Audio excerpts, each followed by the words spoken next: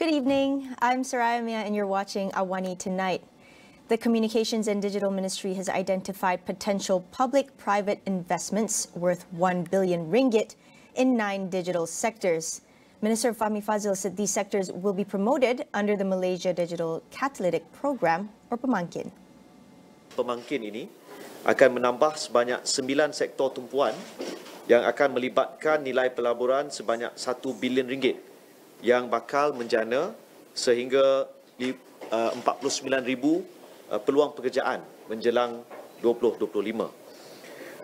Terdapat 9 sektor yang termasuk pelancongan digital, pertanian digital, bandar digital, kandungan digital, keuangan digital, perdagangan digital, servis digital, kesihatan digital dan ekonomi digital Islam. Fahmi said the government, via the Malaysia Digital Economy Corporation, will be allocating 192.9 million ringgit for the 2023 to 2025 period to support new initiatives under Pemangkin, including 3 new digital grants. He said the grants will be launched as early as May, adding that the initiatives for each of the sectors will be announced in phases.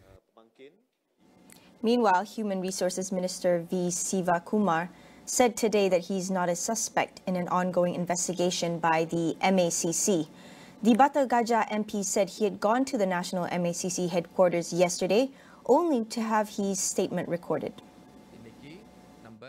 This was confirmed by MACC Chief Commissioner Tan Sri Azambaki. Sivakumar also denied several media reports that his house and office were raided by the MACC. He reiterated that he will give the anti-graft agency his full cooperation in its investigation, following the arrest of 3 of his officers earlier in connection with a case involving the recruitment of foreign workers. Meanwhile, Prime Minister Datuk Seri Anwar Ibrahim said there is no need for Sivakumar to go on garden leave as there are no charges against him. Dalam majlis siasatan belum ada pertuduhan. Kalau umpamanya siasatan, saya selaku Perdana Menteri diminta untuk bagi penjelasan. Takkan saya minta jawatan. Jadi kita kena bezakan siasatan itu dalam proses itu serah pada SPRM. Kemudian kalau tidak ada penawaan, tak ada apa-apa. Kalau ada penawaan itu soal lain lah. The government is reviewing the multi-billion ringgit settlement between Goldman Sachs and the previous Perikatan-led administration. Prime Minister Datuk Seri Anwar Ibrahim said he has directed a task force led by former Second Finance Minister Datuk Seri Johari Abdul Ghani to look through the deal. Anwar said he agrees with Johari's opinion that the deal was rushed through and raises a lot of questions about the previous administration involvement. Goldman Sachs had paid $2.5 billion and guaranteed the return of $1.4 billion in seized 1MDB assets to the Malaysian government as part of a settlement reached between them in 2020. Johari had earlier pointed out that Malaysia was shortchanged by Goldman Sachs in the 1MDB settlement when the country's exposure was up to $6.5 billion. Anwar said with the review, Putrajaya is looking at a much bigger settlement, citing ones obtained recently from Abu Dhabi's International Petroleum Company and Abar Investments PGS, which exceeded their expectations. It's anticipated that by 2050, Malaysia's population aged above 65 will be more than 15%, qualifying us as an aged nation. Therefore, should the country's retirement age be revised to better fit our situation? Professor Nathan Vitalingam from the Malaysian Health Aging Society weighs in. I mean, rather than saying, look, how many years? Obviously, you're going to increase someone's retirement, the retirement age, you're going to look at the wellness of somebody, the health of someone. So if you look at some of the countries within our region, some of them pushed it up to 67 to 70. If you look at some of the developed countries, if we are moving towards a developed nation, then there shouldn't be a cutoff point of retirement until someone literally wants to stop working, you know. Don't forget the community aspects, because it has been proven having community interaction is one of the best things to keep people physically and mentally fit, you know. I would really think that we can't put a cap to say we'll extend it by another 3 years or 5 years.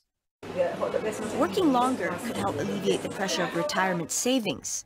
But Nathan said addressing issues related to the older population requires a broader perspective. So it is not just a plug the hole system. You need to look at it in a bigger scale.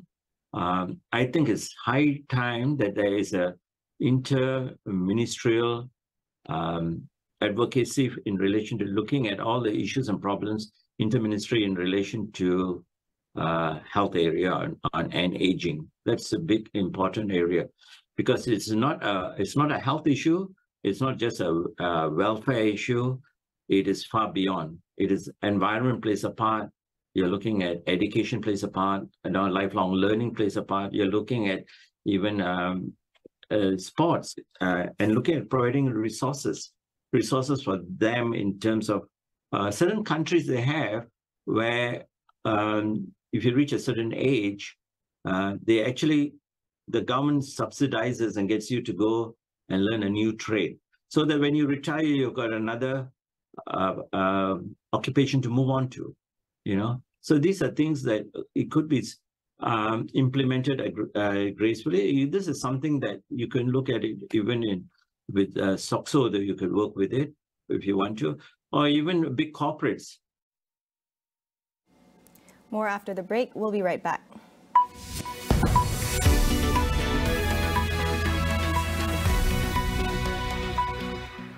Menjelang Hari Raya. Pastikan Lebaran Awani menjadi pilihan anda. Ya terhilang macam-macam ada untuk anda daripada malam raya hinggalah hari raya kedua. Ya, nama yang tak asing lagi dari pelbagai industri dan latar belakang akan bersama kami. Kita juga ada persembahan khas daripada saya. Dan pastinya topik-topik hangat dengan tetamu-tetamu jemputan. Jadi jangan tunggu lama-lama, apa lagi set appointment anda dengan kami awal-awal lagi. Dan kepada anda yang balik kampung, kami ucapkan selamat jalan dan kepada semua, selamat Hari Raya Aidilfitri.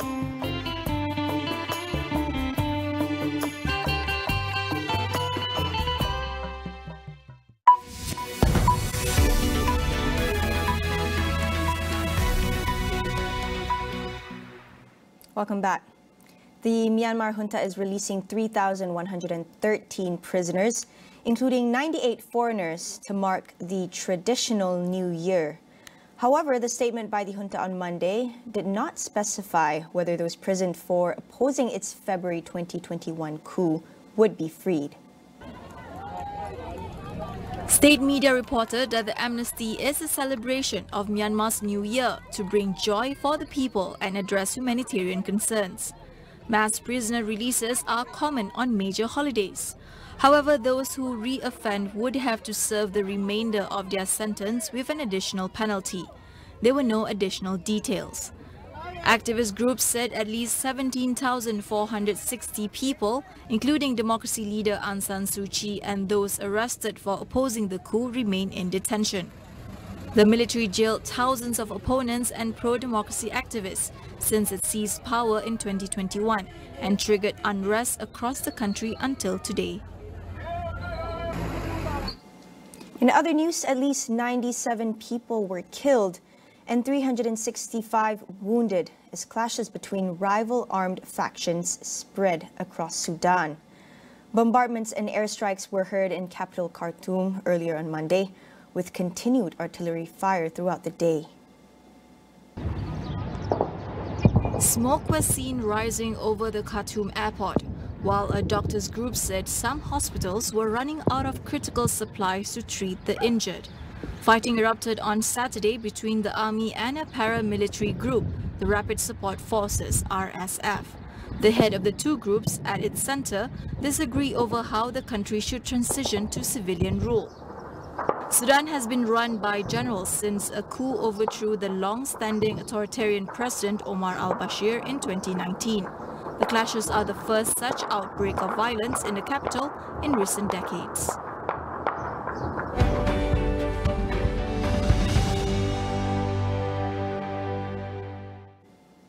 Throughout the week, AWANI Tonight will be discussing how we can invest in better environment protection as we celebrate Earth Day on 22nd April. For today, we have the Sea Monkey Project, an NGO dedicated to creating ocean plastic solutions in education, to share their insights about root causes of the problem and more. The root problem of plastic pollution is enormous. It's far and wide. It stems from lack of education and awareness in the youth, and that's not necessarily because they don't want to, it's because it's not there. The collection facilities and collection programs are not up to speed. The general public don't actually understand what actually needs to be recycled and how to do it effectively and efficiently. So it's a very far-reaching problem. It affects our waterways because all of us are drinking water, all of us are eating food that has water coming from them. So the damage and problems are far and wide. We don't realise it, but you're talking about microplastics. They're very, very small. So they're getting into the food chain. They're getting into the fish. The fish are feeding off little microplastics. The fish love bright coloured plastics, and when it gets microplastics and they're very small, the fish are eating those and they get stuck in their body, and then those little fish get eaten by bigger fish, and the cycle continues. So none of us are free of it. We are all, without a doubt, consuming up to a credit card, well, around a credit card of plastic per week. Carlos also highlights the lack of proper infrastructure and awareness among Malaysians that dampens recycling efforts. People think that just by collecting their plastic and putting it in a bin, it's recycled. We have very poor infrastructure here for the collection and separation. So these plastics are not getting recycled properly. We have been to cafes previously where they have a recycling bin and a standard bin, yet on the bottom, both of them are joined together. We've seen garbage trucks going around and it has a recycling bin section on the side and then a normal bin, and when you get to the back of the truck, you see right through the whole thing. So we're, on the surface, we're looking like we're trying to do something, but we're not quite there at the moment. Now, the youth can play a big role in tackling plastic pollution. Carlos calls on the private sector and civil societies to assist the government in funding more education programs to get the youth more involved. We need to take it upon ourselves. We need to actually go and start putting funds into education programs. We can't rely on the government to do it.